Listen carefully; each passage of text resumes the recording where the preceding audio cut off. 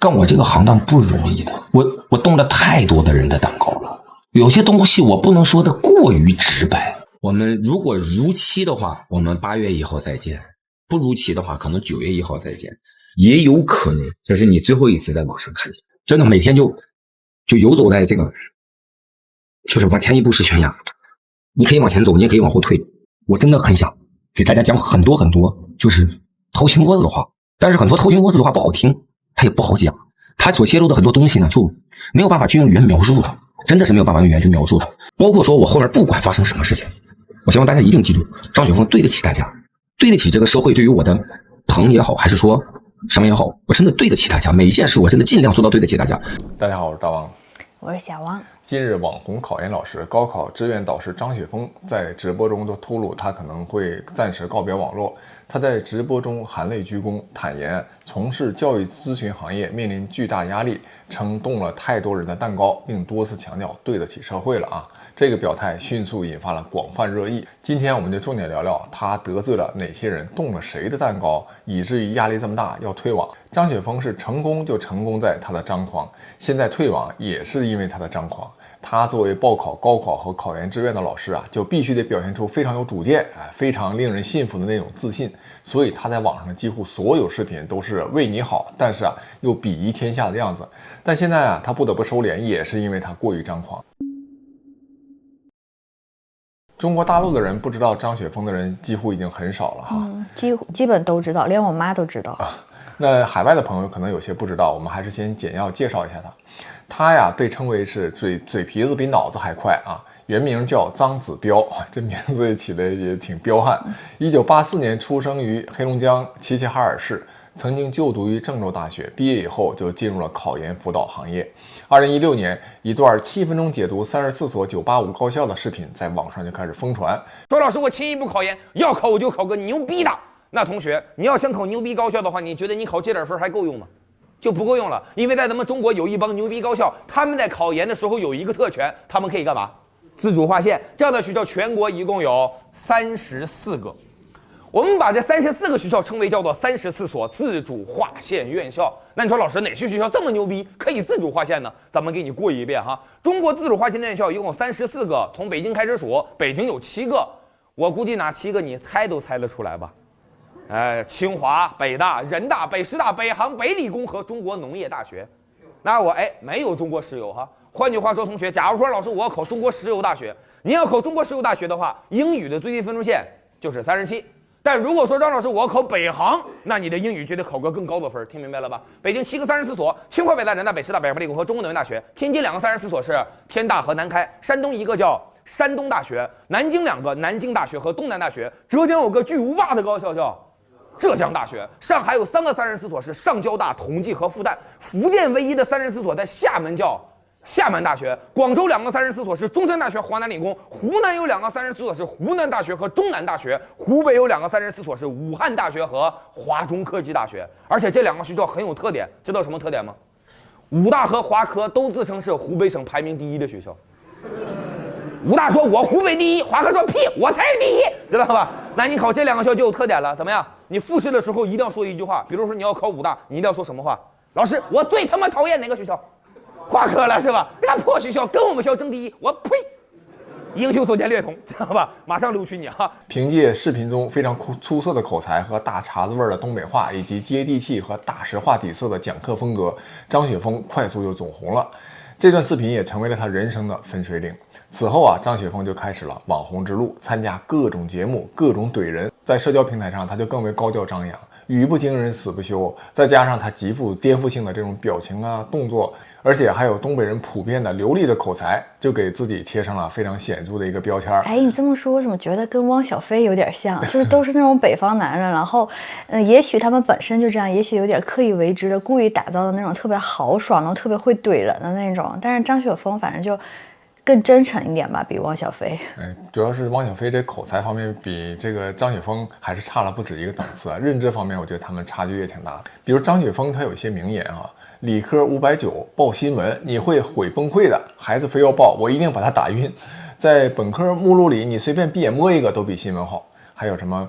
文科专业都叫服务业，总结成一个字儿就是舔。啊，张雪峰在网络上的这种发言是频频出圈。除了经常发表争议性的言论之外，张雪峰还经常频繁地参加综艺节目、出版图书、直播带货啊等等各种方式，不断扩大自己的影响力。就感觉他已经不是一个普通的网红，就快变成一个知名 IP 了。他的名字，没错。而且因为他呢又跟广大的考生联系在一起嘛，你想大家家长都是望子成龙、望女成凤的，所以就感觉他的社会地位还比较高，还不像一般的那种网红啊或者综艺咖，对，有老师的地位。对。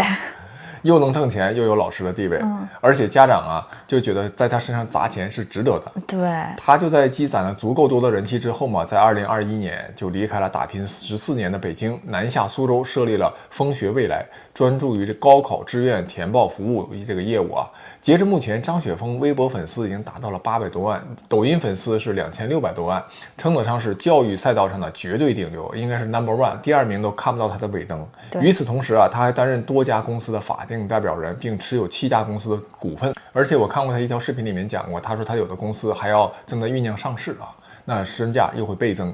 从草根讲师到知名的教育博主，拥有数千万粉丝的张雪峰，他就完成了从老师到老板的华丽转身，搭建起了属于自己的商业帝国。不过呀，从网红讲师变身文化商人，那有人是认可张雪峰的专业性，也有人就质疑他，你太实用主义了，其实就功利主义嘛。2024年高考季，他就因为一个高价志愿填报服务的事儿，张雪峰就曾经备受争议。事情的起因就是因为他的公司推出2款私人定制的自愿填报套餐，收费分别是11999和17999，近2万元的这个售价称得上是价格不菲。然而，这2万个名额在3个小时之内一上线，一抢而空啊！有媒体估算，张雪峰的公司3个小时挣了2个亿，平均1分钟挣111万。当然了，他这111万后面还要花时间来兑现。前面我也讲了，张雪峰曾经讲过，他有公司也要上市了，而且因为他名下又有多家公司，再结合他这些公司的营业额，总之啊，张雪峰这几年身价赚到了10个亿的可能性是非常大的。他可能不是赚信息差和认知差赚钱赚的最多的，但绝对是赚的最快的。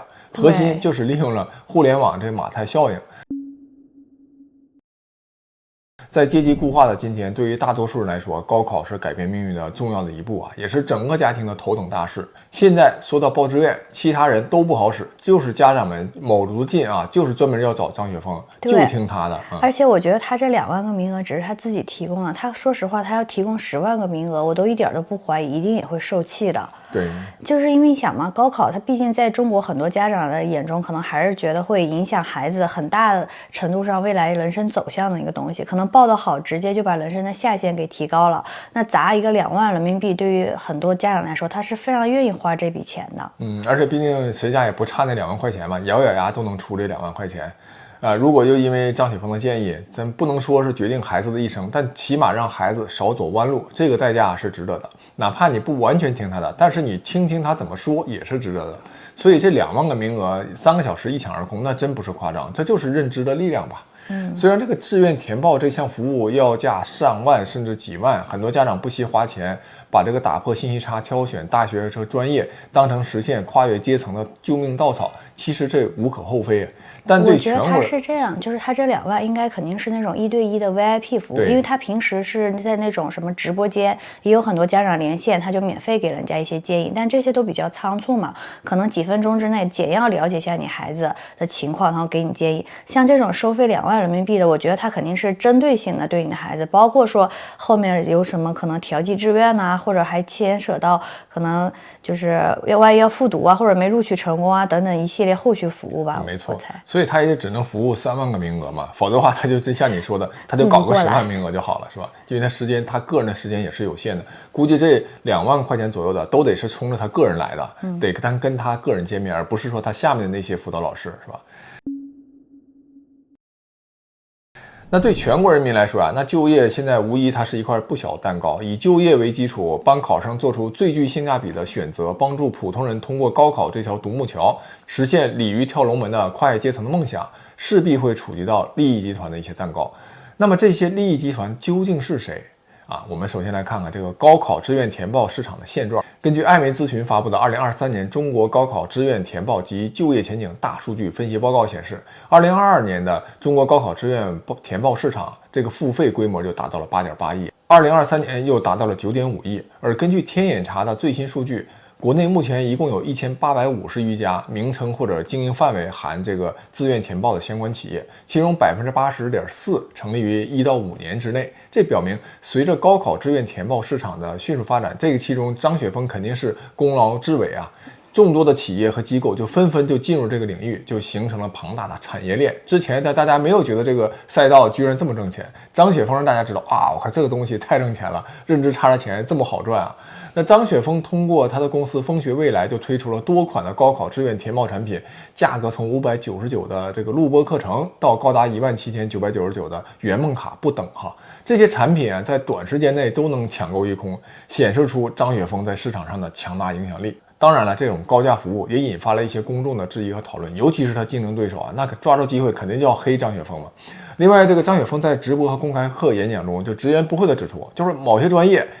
就业前景就是不好，建议普通家庭的孩子要慎重选择。比如他曾经建议普通人避免选择金融、工商管理等等需要人脉资源的专业，就要选择那些工科呀、口腔医学等就业前景比较好的这种专业。那这些言论就触动了部分的高校和专业的这些招生的利益啊。而且我看到很多说法，就是说张雪峰现在已经就是说他的名气大到他的可能短短几句话就能决定很多学校可能一个专业会爆满，甚至一个专业也有可能是冷门，根本就招不到生。其实如果从这个角度来说，你要听他的话，那还真未必就是能选到你真正想去的专业，因为就像大家都去往这个专业去报嘛，是吧？或者那些专业就没有人报，那就是说，如果你看中的是一个大学的品牌，你喜欢这个大学，哎，那你就报一个冷门的专业，就是张雪峰他不推荐的专业，反而可能啊就低分录取了。但是如果你是大家都去报他推荐的那个，比如工科的一些专业的话，那本来可能原来吧这个赛道还没那么挤，现在都去报这些专业，反而分数会大大提高都有可能。但是张雪峰我觉得说他比较容易打动家长的一点是，他还不仅仅只是说从你高考报专业能够录读成功的这个角度出发，他更多的是从未来的就业。对，所以他给家长的建议不是说比方说像你看他就非常的否定这种土木专业啊，很多人都说因为张雪峰可能土木专业都要换名字才能招到生了，你再叫土木专业都招不到了。其实未必啊，后面我会谈这个问题。就是说你去读这个专业，可能将来毕业就不能就业。然后比方说有家长说啊，自己的小孩就喜欢考古，那张雪峰就说，首先这个东西他觉得没有多大的意义，另外他就举例嘛，说家长你看我给你一个钢笔，我现在把这个钢笔拆成几大部分，然后我把这个钢笔盖拿下来，我埋在一个篮球场下面，你就让你家孩子花1个月时间去找，你觉得有意义吗？然后他能耐得住这个寂寞吗？并且同时他是这么不差钱吗？不需要用钱吗？我就花这个时间去找，如果以上都能，那你再考虑去学这个专业。就他就是说这个专业他肯定能录到，但是呢，对你未来的以后的就业来说，或者说你家小孩要指这个挣钱，我觉得他还是比较良心的给出建议吧。所以说他的建议更多是适合普通人，后面我会谈，比如说跟考古类似的这个历史，沈志华教授我前2天不刚放了一个节目嘛，沈志华也讲到了他关于历史专业的这个学生怎么去参加这个科研的一些看法哈，后面我会谈。我们再继续来说哈，这个利益集团不他动了谁的蛋糕嘛？那这利益集团呢，主要分这么3类哈。第一类就是这个传统的高考志愿填报服务机构。过去几年，这个高考志愿填报已经成了一门生意了哈，张雪峰带起来的。那市面上现在就充斥了各种的咨询公司、志愿填报平台，价格就从几百到几万不等，动辄就号称什么精准匹配、1对1名师指导。这一个市场在2023年的规模已经接近10亿了。现在呢，张雪峰用他的个人影响力，可以说他是把这个市场蛋糕做大了。他的公司呢，风学未来也占领了最大的一块蛋糕。不仅仅呢价格策略灵活，课程形式也更加接地气，而且很多用户就是冲着他本人买单的。这种去中介化、去机构化的个人信任型的消费，直接冲击了现在这个行业里其他机构啊。那其他机构的蛋糕就明显比他们这个公司要小的很多很多。那把原来这个依赖信息不对称、用专业术语来吓唬家长的那些中介机构，现在都已经逼入了这个竞争的劣势，因为张雪峰的影响力太大了，一股独大。而且张雪峰只要他愿意，他自己愿意多花点时间，他没准都能全吃下吧市场。他就是没有时间。而且即便是他旗下的公司，其他的老师其实家长也是不信任的，就信任张雪峰一个人。因此啊，一些传统机构就难免心生不满，甚至啊就可能会发生这些私下的围攻啊、举报等等哈。你看张雪峰一句话说不对，那肯定就是遭到同行的这种群起而攻之。那第二类啊，就是部分的高校和专业背后的这个招生利益群体。张雪峰的志愿建议非常直接。甚至可以说真是有点冒犯。他会直接就劝退某些专业，就刚才你也提到了是吧？新闻啊，什么土木等等。比如这个工商管理啊、金融学，他也认为普通人你没有资源、没人脉，你读出来没有出路。他还直言，就说某些院校地理位置偏僻，发展空间有限，不适合普通家庭的孩子盲目冲动。这些言论确实有一定道理哈，也受到了很多学生和家长的欢迎和认可。包括有些毕业生，他经过自己的身体力行的这个经历，他也发现，哎，张雪峰，我早前如果听到他的建议就好了，现在落到现在这么一个下场啊。对，这有太多的毕业生说，就是站在家长和毕业生的角度来说，我相信他们是非常由衷的感谢张雪峰的。但客观上，它确实会影响一些学校的这个招生的数据，尤其是那些2、3线的这个院校，非热门的专业，那招生本来就压力山大，现在是考生少，学校多哈，扩招之后，那一旦被大 V 点名批评了，可能连这个招生的底线现在都保不住了。那对高校来说意味着啥？意味着这生源质量就影响了他学校的排名，影响拨款，影响校领导的考核，甚至包括一些老师的饭碗现在都可能不保了。那自然就不愿意看到这张雪峰这种说真话人带这种节奏。那第3类就是教育信息平台和教育媒体。那张雪峰啊，他是一个自带流量的个人品牌嘛，发言又非常的幽默。语言又很通俗，极具传播力。他的志愿填报理念和课程模式，实际上现在绕过了很多大型教育平台的内容审核体系，也削弱了传统媒体在高考季的这个流量话语权。你知道每年这个高考季本来它都是教育平台和门户网站的广告的黄金期，流量风口啊，那是谁能提供有影响力的这个解读，谁就能拿到更多的用户，更多的广告投放。现在张雪峰一个人就把所有的话题就基本上包揽了。基本上他一讲什么话，就经常容易带爆一些什么话题，他很轻易就能把自己这个公司的课程一下子卖空，对这个传统平台来说，那是实实在在的威胁，他们现在广告费都收不上来了。所以说，张雪峰说自己动了太多人的蛋糕指的基本上就是那以上这3类群体。当然了，还有一些高层可能看张雪峰揭露了很多的社会规则，可能看张雪峰不顺眼，这是他最危险的地方。还有就是平时说话太高调了，我感觉这有点跟马云有点像，都是过于高调。对，你看本来人家这些其他的机构、院校，包括媒体平台，都已经习惯了一个相对稳定、按套路办事出牌的这个高考的信息的这么一个生态。张雪峰的出现让整个局面变化了，而且是巨变。你刚才说这3点，我觉得他肯定是都触动了他们的利益，但是其中第1点和第3点其实更多的也是一些私营的机构嘛，主要也是其他的这些公司，我觉得高层其实肯定也不一定会太重视。最主要的我觉得应该还是第2类，就是它触动了很多高校的利益，就可能很多专业或者很多高校招不到生源了，然后就很多高校再往上反馈，再往上面施压，然后上面可能上到教育部，然后怎么经过讨论，然后决定来，可能就对给他一定的压力，是吧？对。但其实你看，也正因为张雪峰所以普通人、普通家庭真的是第一次有机会听到不被包装的建议，看到真正以就业为导向的填报逻辑。这也正是为什么他一方面遭受攻击，另一方面就赢得了庞大的群众基础的根本原因。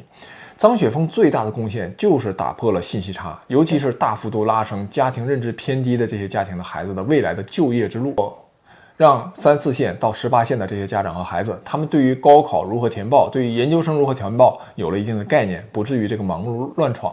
而张雪峰他停止直播的原因，核心就是因为现在要高考了高考之后那就要报志愿嘛，可以这么说，90%家长应该都会去听他的这个直播这段时间。而且我看张雪峰这次不是说泪洒直播间嘛，他还提到自己8月份和9月份能不能再出来复播，现在还不一定呢，都待定。也许他就是这次在直播间哭的，这一次就是大家最后一次见到他都有可能。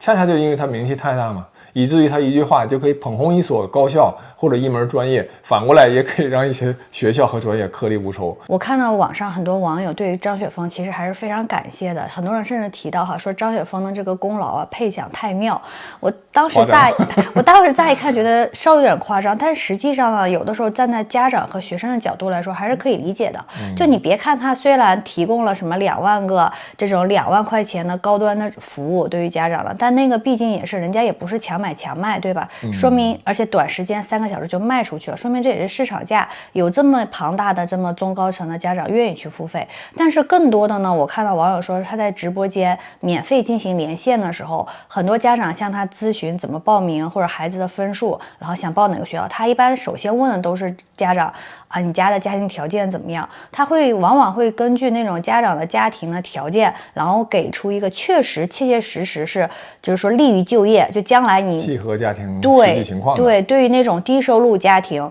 就是能够帮助小孩说，哎，你读这个学校，或者说这个某个城市、某个学校、某个专业，将来你小孩毕业了，然后在这个沿海城市啊，会比较利于找工作，比较利于他能够自己养活自己，或者说在当地找到一份类似于中产的工作这样。但我得说，张雪峰的出发点，他考虑的都是就业和未来如何在社会中生存。他的建议几乎从来不考虑人的天赋啊、兴趣，这对99%以上的普通人来说就是实用主义，咱也得说是对的。但对1%的天才来说就没有必要了。我还记得张雪峰说过这么一段话，他大概意思就是为了安抚这个考生，说你们不用太紧张，高考并不能完全决定人生。然后我特别想跟同学们说的是什么？就是你考好了，你有你的一种所谓的方式也好，人生也好，或者你考不好有另外一种方式和人生也好。其实当年你算一算，我高考，实话说，我高考其实是多少有点不甘心的，因为我当年毕竟是全县前20进的这个高中，后来到高考的时候，也就是全县的第60，然后的话，最后上了郑州大学给排水这样的一个专业，又怎样呢？又怎样呢？你如果发展的好的话，你自己仍然有你自己的发展。他的重要依据就是他自己也是一个普通的郑州大学毕业的嘛，那现在已经有了大概10亿的身家，成了全国的名人。应该说现在为止，他的人生已经真的是成功了，而且比大部分名校的人都要成功的多。所以他安慰考生高考没那么重要，但他的说法显然是幸存者偏差的。你看郑州大学那么多的毕业生，改革开放以来应该有几十万人了，对吧？我们知道的也就张雪峰一个人，所以你能说高考不重要吗？这么多年，这么多人，就他一个人跑出来了。高考很重要。第一，它决定了你的下限的高低。第二，假如张雪峰当年他连本科都没考上，也许他就没有可能成为考研的辅导老师，最后他也成不了如今的张雪峰。所以张雪峰的话，也许他是让考生们在高考前尽量放松，这是出于好意，但是这句话你真的不能全信，还是一定要高度重视高考，否则的话，人生以后可能会更加艰难哈。我觉得就是高考主要就是它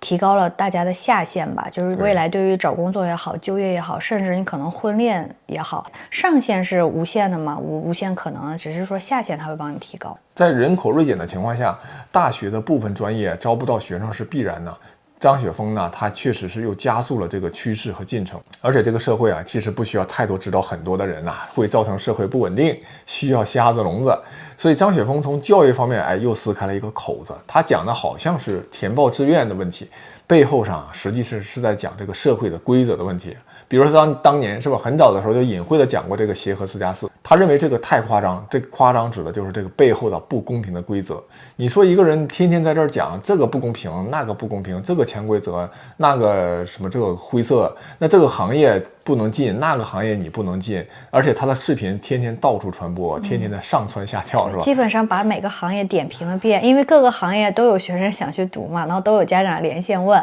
然后他都点评一下。而且你看时不时热搜就有微博热搜就有他的热搜又戳破了一个什么社会现象，所以他停播看似偶然，实则必然。就算他3个月之后重新开播，也势必会收敛很多，因为这次显然是有人给他带话了。其实你看他这个行业，我估计以后他就得走线下，估计反正他现在大名已出，他线下一样可以赚很多钱，而且是很安全的钱。那就是对于家长来说，以后想再听见真话要更难了。所以他开头嘛，那个表示那段视频说，以后在直播上网可能看不到他了，或者你说再见到他可能就是聊聊风花雪月，跟大家谈谈心。这可真不是矫情卖惨，这是可见的预测的现实。我还想起来，我之前看见张雪峰还说过，他说穷人家的孩子嘛，相比那些富人家的孩子进入社会一般要晚成熟10年，就比方说相比这些董袭莹黄杨甜甜这些有资源有背景的有父母支持的，那穷人家的孩子就你看又晚成熟，然后同时呢，他们因为从小受的教育没有那么好，然后获得资源没有那么多，他们的情商啊、口才各个方面都要很弱。所以说呢，张雪峰就是说他还是愿意尽自己的能力，能够多给这些低收入的家庭的孩子提供一些人生方面的建议。这就是张雪峰本人的人生也是类似，其实他也是经过了很多年自己摸爬滚打，才成就了现在的张雪峰。但咱得说他的悟性是挺强的。你说到这我还想起来，上次还有一个家长就是家庭条件不太好嘛，连线张雪峰，好像是张雪峰的老乡吧，就说着说自己家的情况的时候，什么跟丈夫离婚啊，现在自己单独带孩子啊，然后收入又很微薄啊，但是孩子很争气，成绩很好什么的，然后张雪峰都感动的哭了，直接在直播间，然后就跟家长说啊，我把你的那个就是那个咨询费免了，并且我会自己亲自1对1的帮助你的孩子，一定会把你的孩子一定要送入一个好大学。其实你看，大部分普通人的人生提升能力是相对容易，在工作中你不断磨练嘛，认真耐心一点，别太笨，专业能力一般都会提升。但是你要提升认知就真的太难了。如果没有人点拨你，你自己的悟性又不高，在从事自己的专业之外，你又读的历史又少，了解社会也比较少，和比你高的认知的人沟通机会如果又比较少的话，那即便是年纪很大活到老了，脑子在这一方面认知方面也是榆木疙瘩。虽然现在互联网已经让不少人有了看世界的机会，但是更多的人还是被包围在信息茧房之中，有独立思考能力是何其艰难了。所以张雪峰他确实是有很大价值的，即便你不涉及到报考志愿，他在报考志愿这个分析中真的就揭示了太多的这个社会运行规则和潜规则。现在网上很多成年人都在感慨说，如果当年他有张雪峰这样的人指点一下，肯定会少走弯路。尤其是现在就业机会是越来越少，阶层是越来越固化，就越需要张雪峰这样的人给大家来避坑。但是客观说，张雪峰也为这个社会，我认为他带来了一些潜在的问题。我还真不是给那些招不到学生的学校说话，因为张雪峰的建议啊，他太实用了，因为他的建议就导致某些学校、某些专业真的就招不到学生了，起码是招不到几个优秀的学生。我前面说了哈，你专业招不到人，就会导致没有科研经费，老师啊就得失业。一个高校的新闻系的教授就亲口说现在新闻专业真的就是招生就很难了。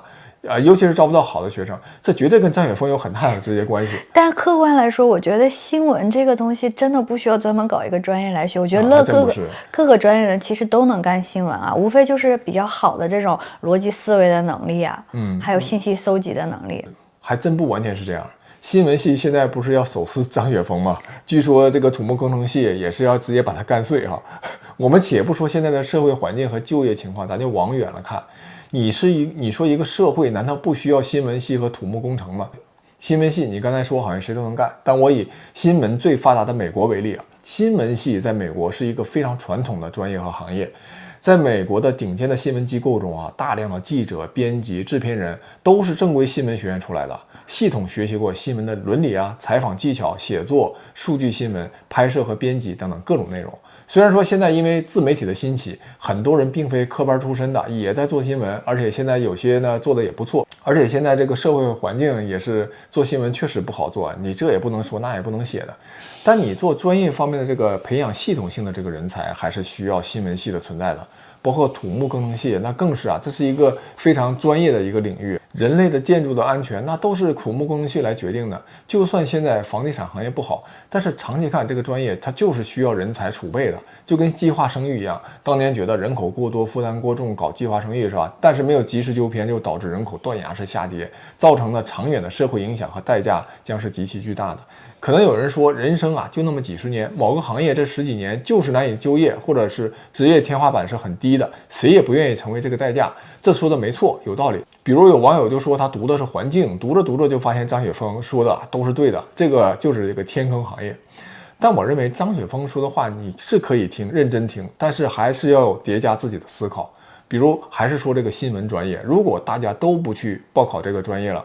那其实这个行业里面的人以后就业的机会反而会好很多。专业的新闻机构并不会因为自媒体平台的存在而消亡，而且我相信随着社会的发展和时间的推移，新闻早早晚晚终究会再次迎来陈芒那个时代的热闹。而一些因为张雪峰带来的热度，成为人人挤破脑袋想进的热门专业，反而有可能在未来因为人数过多、过于卷就不好就业了。而天坑行业反而有可能会随着行业景气度的回升和周期性和竞争人数的减少，就成为了香饽饽。其实中国的很多问题就在于太卷，一个东西好，所有人都去抢这个东西，这个东西一下子就变得不好了。太多这种例子了。我相信很多朋友都听过这样的一个非常典型的例子，说在欧洲某一个小城镇，如果建起来之后呢，如果当地人去开了第一家超市，那第二个人去这里就可能开一个加油站，第三个人去开一个饭馆那各行各业呢就这么兴盛发达起来了。然后中国人就全开超市，对，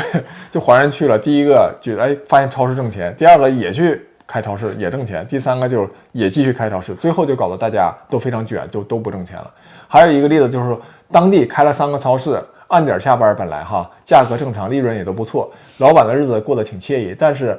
突然来了一个华人也去开超市，结果就开到了晚上10点11点，价格就更便宜，导致其他超市也不得不跟进。最后，大家的营业时间都变长了，价格也都更便宜了，赚的钱更少了，却都搞得疲惫不堪。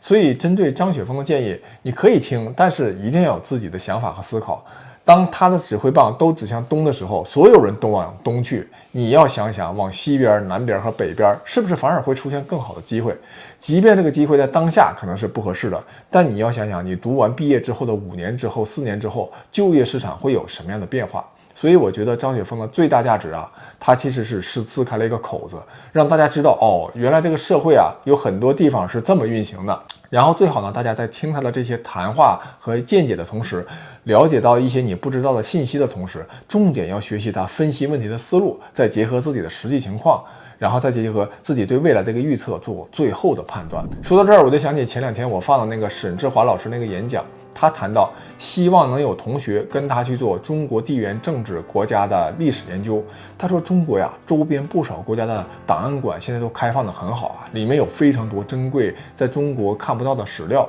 你就很容易出成果，很容易成名，成为某个领域特定的专家。做学术容易出成果，那是非常诱人的但是沈志华也提醒，就说要干这个一是要有钱，二是要有病。什么意思呢就是有钱，就是因为你干这个一开始是挣不到啥钱的，只有熬了出名了之后，能拿到科研经费，然后慢慢熬到这个副教授、教授这个待遇才能上来。所以如果你想挣钱，那就是不要来这了。那你如果现在家里有钱，你又想在学术方面做出一些出人头地的一些研究成果，那你就可以来干这个，就很容易出名出成果在这个领域。第二呢，就是要有病。这个有病的意思就是你得特别喜欢这个东西，喜欢到什么程度呢？对，就不给钱你都要来干这个东西就有病吧。他说他自己就是因为现在已经又有钱了又有病，所以现在这块他是越做越好，越做越顺手。我记得之前看《继承之战》里面，一个老钱的家族里面也是那个家族的一个子女就是历史系的教授，人家就是因为家族里家财万贯，他就可以去做自己感兴趣的历史研究，成为博士和教授。我想其实不只是有钱有病才能去做学术，要发现自己的天赋，比如像北大韦东奕那样的天才，你要是能找到自己的天赋和真正的兴趣所在，去做你最擅长，最好又是最有兴趣的事情。因为各个行业呢，它都会有冒尖的人，而这最厉害的冒尖的人，往往最后也都能获得比较大的成功其实你看张雪峰本人也就是例子，在他出现之前，谁能想到一个报志愿的考研老师能最后身家10个亿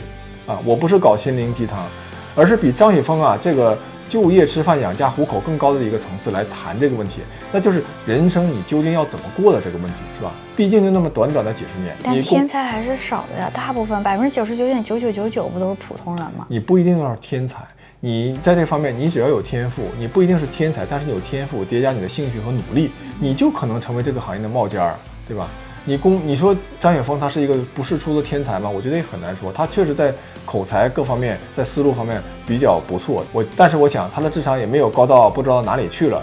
否则的话他可能也不会考一个郑州大学嘛，是吧？他后面肯定也是经过用心的积累积，然后再加上非常的努力，他才取得了如今这么一个成果。那你想，人生就那么几十年，然后工作的时间更短，就那么30-40年的工作时间。那如果你在某个领域有明确的天赋和兴趣，即便这属于类似于天坑类的东西，但是因为天赋和兴趣，你能把它做到顶尖，一样可以开辟自己的天空。其实这就是张雪峰的人生经历。张雪峰本人就是一个最典型的样本。希望大家最后都能找到自己的人生目标，把天坑变成天梯。点评的好，本期就讲完了，下期再见。